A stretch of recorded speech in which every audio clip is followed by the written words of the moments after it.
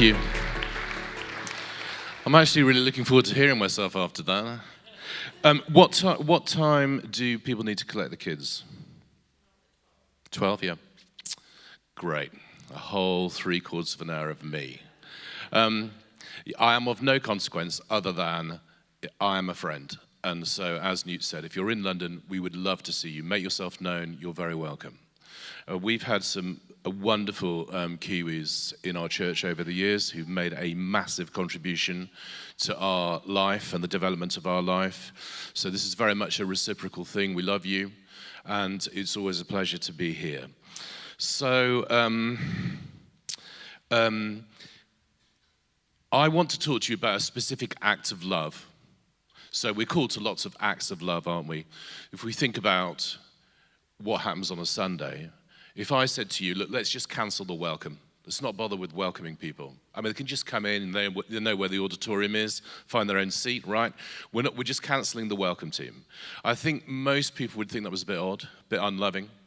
And if I said, do you know what, we don't really need all the singing. Let's just have maybe like one song. Then those of us who enjoy connecting with God through worship, who actually need to do that, would probably feel a bit, sold short. And if I was to suggest that we don't, the teaching from the Bible goes on too long, let's just limit it to 2 minutes. Again, we'd probably feel a bit underfed. And all of these things, I think, could be translated as a failure of love. And I just want to suggest one other thing to each one of you, which is another failure of love, is to not pray for people at the end of services. To not offer prayer. Now you do, and that's brilliant, and I know that these things have become established here and that you regularly do pray for people, and I'm delighted. I really only come to places to see that happens.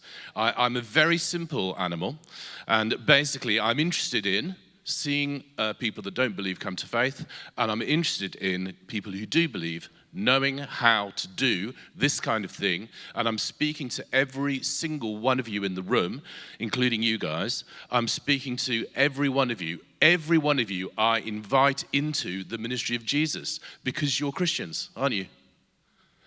So you should share in the ministry of Jesus. So I'll just tell you a few quick stories. So in Australia last week, I was teaching about these things, and we had a time of praying for people. And there were two girls, 20 and 21, to my left, and they were doing what people often do in these times, which is kind of crying and sort of hugging each other.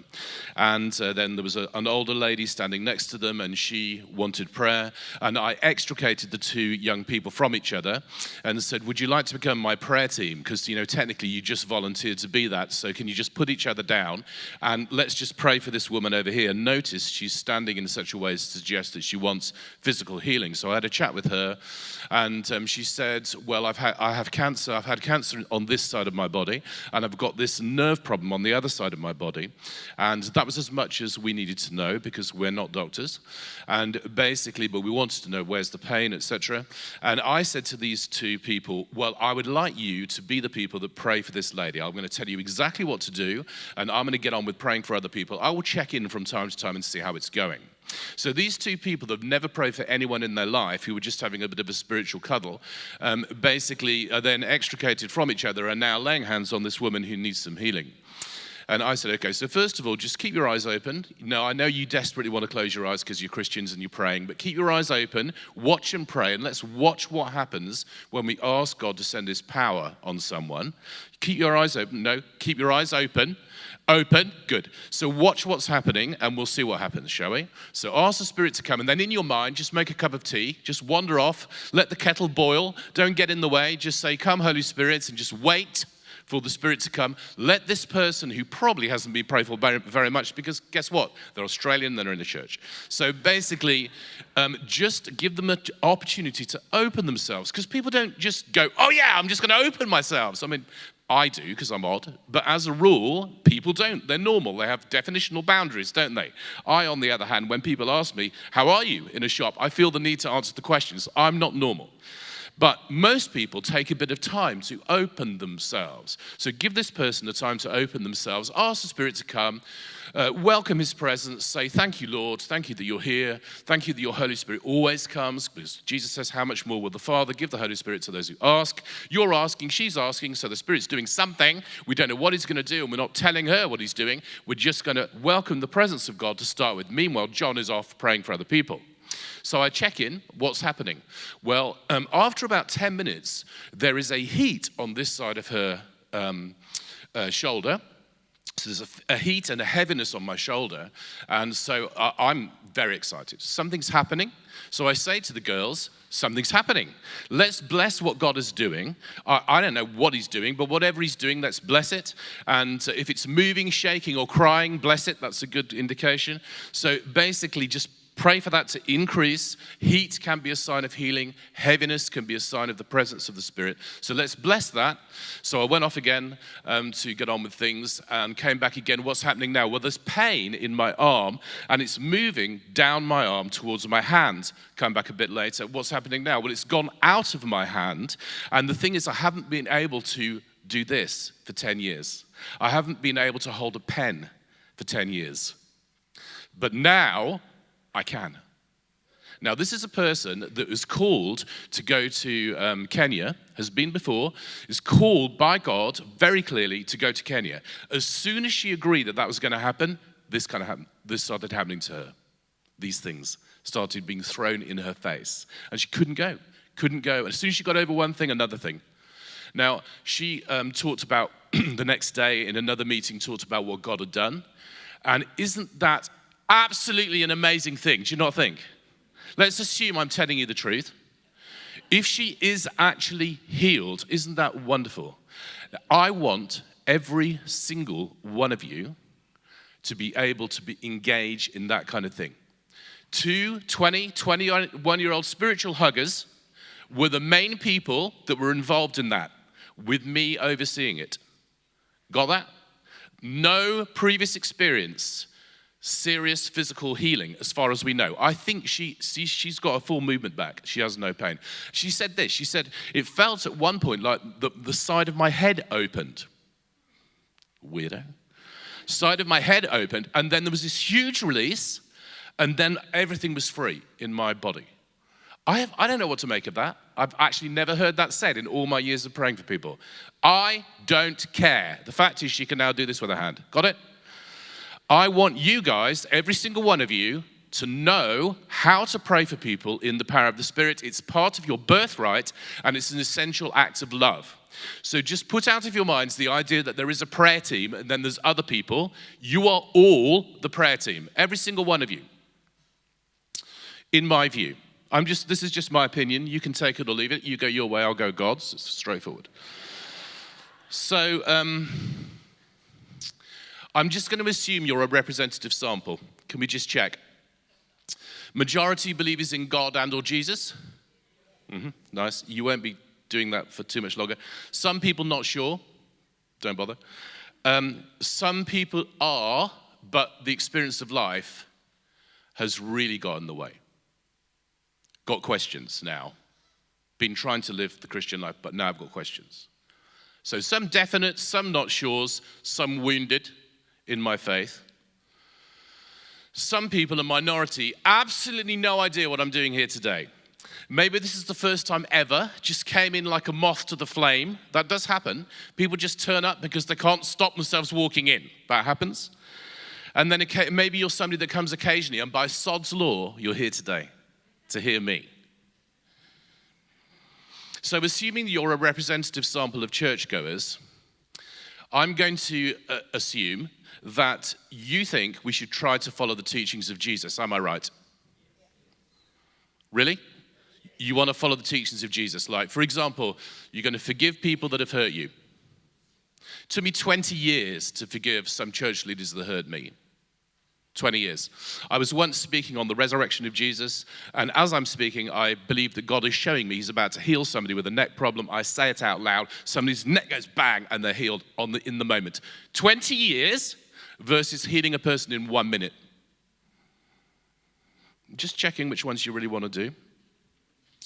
You like turning the other cheek? You like blessing people that persecute you? You actively enjoy finding the people that have made your life hell and praying a blessing from God on those people every day until there is no anger in your heart whatsoever. I'm just saying, this is living the life of Jesus. This is doing what Jesus did, right? And obviously we are called to that. But Jesus was either performing a miracle, about to perform a miracle, just having performed a miracle, or actually performing a miracle. He wasn't really doing much else. From the time that Jesus was baptized, it's true, he called some disciples, not many, and he taught them to do what he did. And what he did was, he went away to pray. And you know what I do, mainly when I'm here, do you know the main thing I do? I stay in my hotel room and pray. People insist on wanting to talk to me, and that's okay. I'm a human being, and sometimes I want to talk to them, sometimes I don't. But what I do want to do is talk to God, because I want to turn up here and explode in the power of God. That's all I'm interested in. I don't go sightseeing. I don't look around. I just stay in my room. I pray for you, which I've been doing for about 3 weeks, and I ask God to do something that will help you. That's it. So, I think we should both try to live the life that Jesus calls us to, but we should also do the works that Jesus did. And clearly, for anybody that's ever read the New Testament, you know that the disciples of Jesus did do the same works that Jesus did, right? So the question is, why don't we? Every single person in the room. Why are we here, like most Sundays or quite a few Sundays, and yet if I asked you, tell me the last sick person you saw healed through your prayer, tell me the last time God spoke to you, gave you a revelation about someone else, or the last time you confronted spiritual evil, or the last time you converted someone, the chances are there wouldn't be that much to say. There are always some people, but the majority of Crispies, not a lot to say. I find that sad. I was visiting an absolute death hole in the north of England called Rochdale. All it's known for is a massive sexual abuse scandal.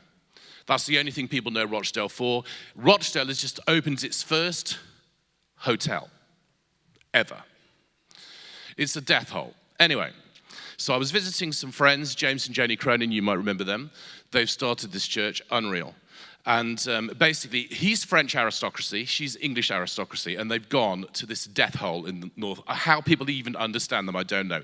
They've grown the church to 140, it's amazing. Anyway, while I was there, I met one of the people that they're sharing the house with, a Brazilian evangelist. And she felt that God was saying to her, you need to learn English. So she starts learning English. She doesn't know why, definitely doesn't want to be a missionary. And this is the kind of thing I want you to think about being involved in. Somebody comes up to her in church and says, I believe you should go to hospital right now. I think you have an undiagnosed disease which you're unaware of, and you need to go straight to hospital. So the girl feels perfectly well, but she works in the insurance industry. She's got very good insurance. She goes to the doctor. Why not? She's got cancer everywhere in her throat. She has no idea. And for the next 5 years, she gets state-of-the-art treatment in Brazil. Get this, she comes out of the hospital and she's driving home, and somebody veers their car in front of her car and blocks her way, and they think it's a carjacking, not that unusual.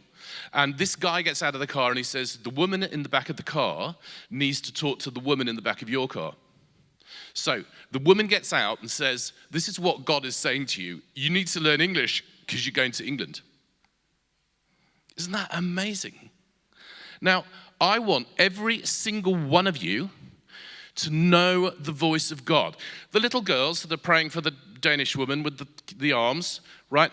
As we're just getting along with it, I feel God say, oh, this one's got a gift of dreams. Now, when I say I think God is speaking to me, I am perfectly aware that, I've got my own thoughts going on most of the time. But because I don't know any other form of Christianity, I have been introduced to this idea that God speaks to you by his Spirit. And there are times when I think God is saying something and he definitely isn't. The test of, is it God, is does it actually speak to someone? Is it real? And sometimes Sometimes, I'm very confident that God has spoken to me. Sometimes I'm not at all confident. I had an incredible word of knowledge once, which I felt obligated to give, but it was really embarrassing. So there's 2,000 Christians, and everybody's doing that, those things where we're interceding for the nation, right? That I am utterly uninterested in that. I don't know why. I just phase straight out as soon as we're interceding for the nation. I know some of you will love interceding for the nation. Thank God for you. I'm just whatever. But I have this little word of knowledge. And I feel God say to me, could you please say, there's somebody here working in the railway industry, and God is saying, could you please stop it?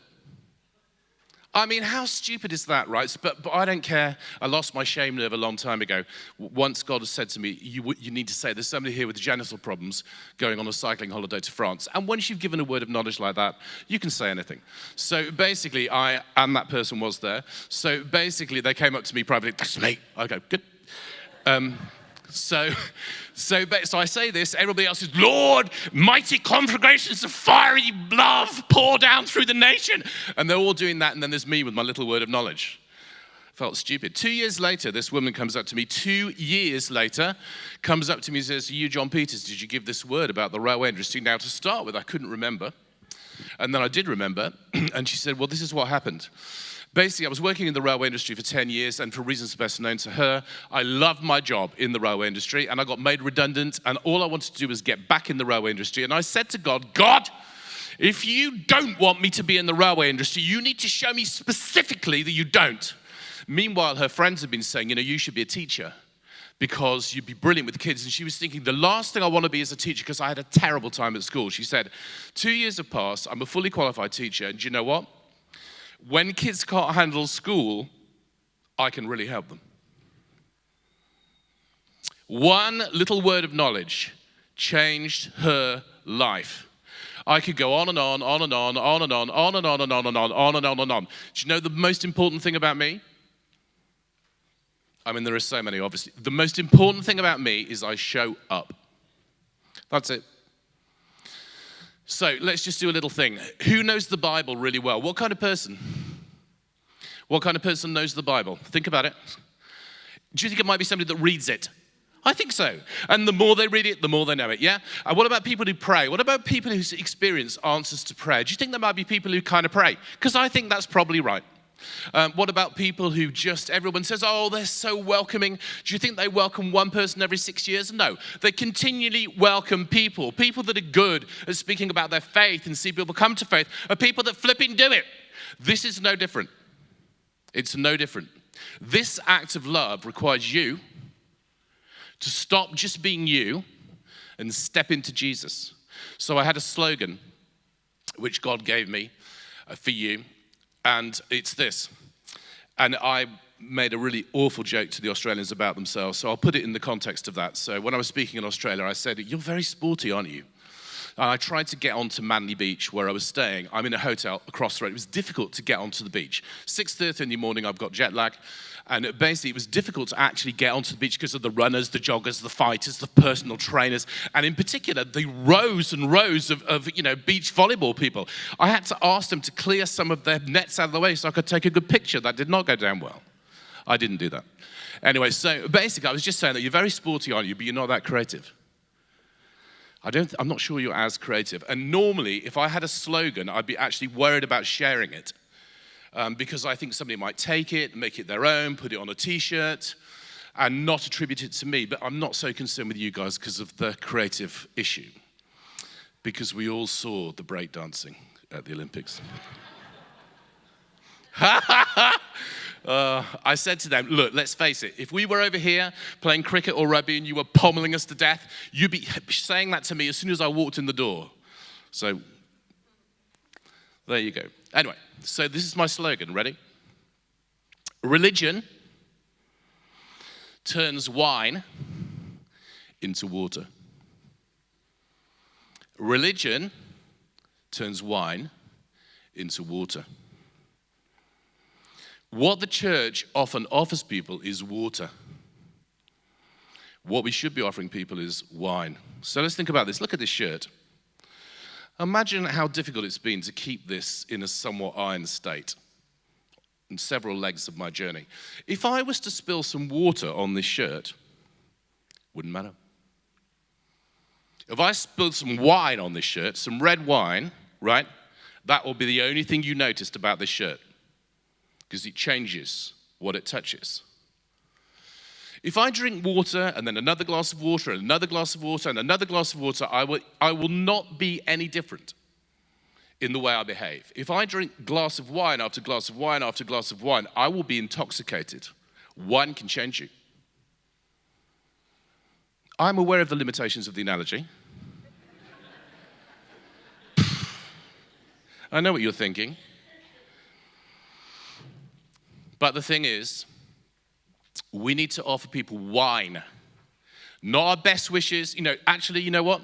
Offering people your best wishes when they're in pain, offering people your concern, giving people a cup of tea, offering to counsel them, that is all good. But you can do that yourself. You could also do it in the power of God, but you can do it yourself. I'm interested in things you can't do. I'm interested in, the last time I came here, I'm sure you still remember it, 6 years ago, I was saying the most important question we face today is, does anyone remember this? I was saying the most important question we face today is, what are we going to do about Kirstine? Which obviously makes no sense to anyone, right? Kirstine's a person I know.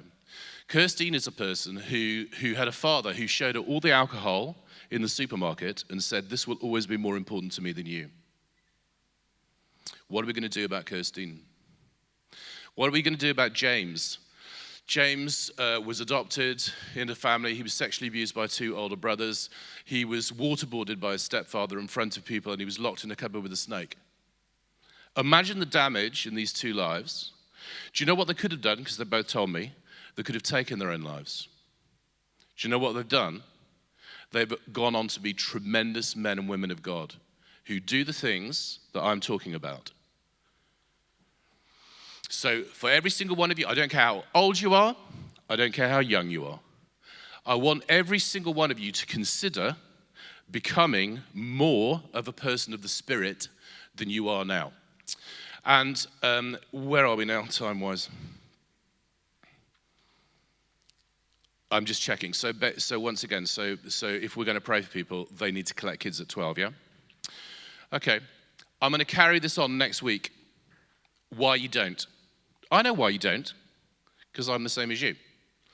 I know why people don't do these things. This is how Jesus did it, right? Jesus did not do these things because he went around godding people. Jesus divested himself of various divine attributes, however you do that. He wasn't everywhere at once. He didn't know everything. He wasn't all-powerful.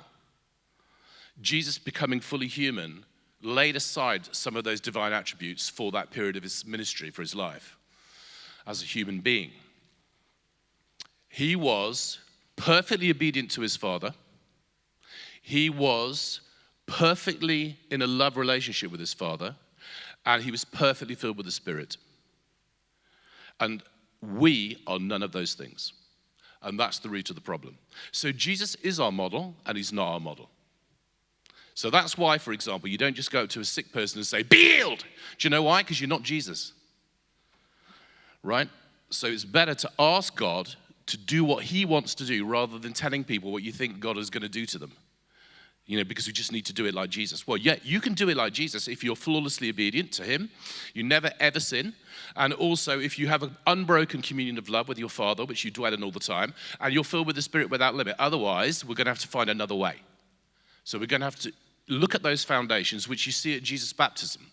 So when Jesus was baptized, that was supposed to be the reading. I'm going to summarize the reading. So the reading is as follows. Jesus goes down to the sea to be baptized by John the Baptist. And John says, no, I should be baptizing you. And Jesus said, no, we're going to do it this way around because it's the right thing to do. And then as he comes out of the water, a voice speaks from heaven and said, this is my beloved Son with whom I'm well pleased. And then the Spirit descends on him and remains with him. And Jesus is obviously the source for this information because other people didn't see this. Jesus is saying this is what happened. And so basically there you see the unseen foundations of how Jesus in the flesh did what he did. He was flawlessly obedient. He called himself the Son of Man and gave that nothing term the meaning of suffering service. The Son of Man has come not to be served but to serve and give his life as a ransom for many. He dwelt in a deep knowledge of the Father's love. He had profound compassion. He had deep pity. And it was an anger in the stomach against sickness, against the oppression of people, against evil. Evil has no answer to love, by the way. None. Evil falls to the floor in front of love, always. More love, the better. And then he's filled with the Spirit. All the great saints of the Old Testament were touched by the Spirit, but the Spirit left them when they inevitably cocked it up. The Spirit came upon Jesus and remained with him. So, the question is, how are we going to be more wine than we are now? However much wine we are, how are we going to be less water? Well, those are the foundations, my friends. So would you like to stand? This is processing discrepancy time. Are you ready? So close your eyes, please. This is so that you're not distracted. That's it. I recommend opening your hands as a way of physically expressing to God that you are open to him. You don't have to. It's not magic. It's symbolism. It's a way of saying it. But I think it's helpful to us psychologically for our body to reflect what we hope for, that we want to be open to God. And just think to yourself, I am actually going to stand here for a while, try not to be distracted, and seek to open myself. And I'm just going to ask you one question. Because you are not a representative sample, just to be really clear.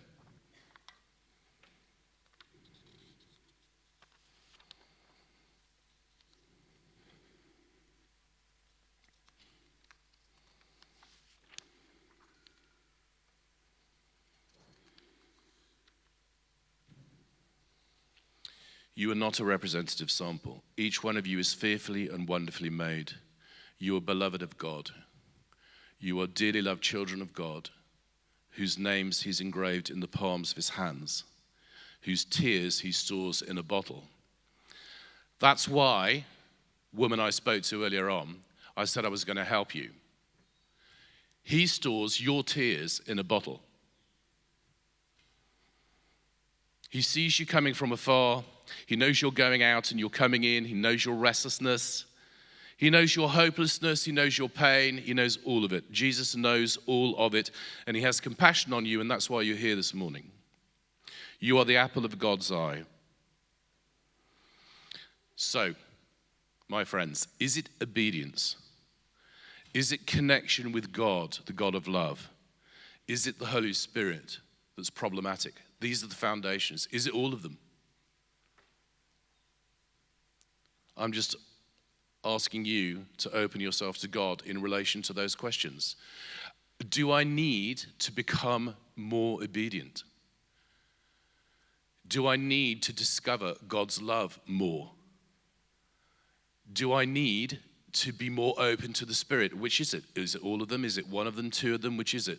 Because these are the foundations. They're the answer to the question why we don't do ministry.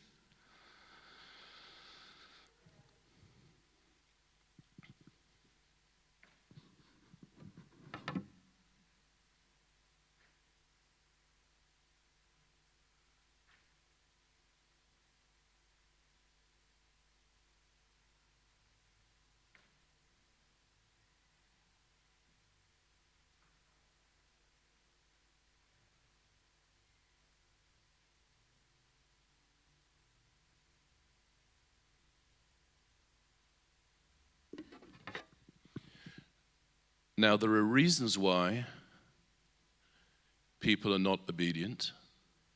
There are reasons why people find it difficult to come near to God. And there are reasons why people are cautious about the Holy Spirit, and I will probably talk about that next week. There are reasons. People don't do these things for no reason, but they still short-circuit the process of being used by God. So, in my opinion, when anyone says we're having a time of prayer now, there should be one of two responses. One is I'm going to pray for people myself, or the other is I'm getting prayer. Even if the appeal is for one-legged pregnant women, and you're not female and you've got two legs, you should still come forward for prayer, in my view, but it's your choice. You do what you want. So if you think God is speaking to you, that's what I usually say, is God speaking to you? If you think he's speaking to you, come forward. If you've never done this before, let me just tell you what will happen. You come to the front here, a loving person will come and pray with you. They're not going to ask you anything because it's not a counseling session. You come with your honest heart, with your unsayable things, very often. I know, I have my own unsayable things. You say them to God, you leave them, and then you let a nice person pray for you. And you just stand there. That's it. So if you would like prayer, or you would like to pray for people, please come forward now.